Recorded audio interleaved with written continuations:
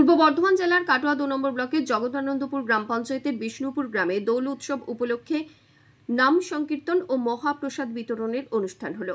বিষ্ণুপুর গ্রামে নতুন মন্দির তৈরি হয়েছে, সেই মন্দিরে বিরাজ করছেন রাধা কৃষ্ণ ঠাকুর।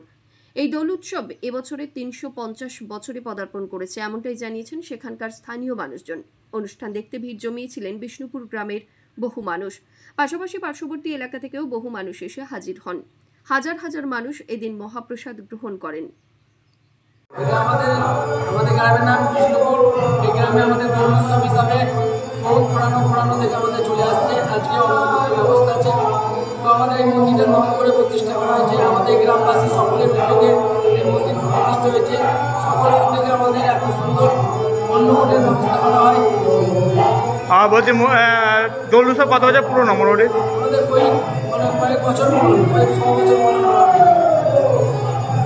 কিরকম মানুষের ভিড়ভাড়টা থাকে? আমাদের 4-5 হাজার লোকের ভিড়ভাড়টা থাকে। দোল পূর্ণিমা উপলক্ষে আমাদের এখানে নামযজ্ঞ বা যে ভোগ আরতি, অন্নভোগ, খিচুড়ি ভোগ, সবজি বিতরণে। কত বছর দোল উৎসবটা আমাদের? এটা আমাদের 350-400 বছরের। কিরকম মানুষের উৎসাহ থাকে এই উপলক্ষে? সকলের সহযোগিতা উৎসাহ নিয়ে আমাদের এগিয়ে যাওয়া। আজকে রাহুল রায় রিপোর্ট, সংবাদ আজকে নিউজ।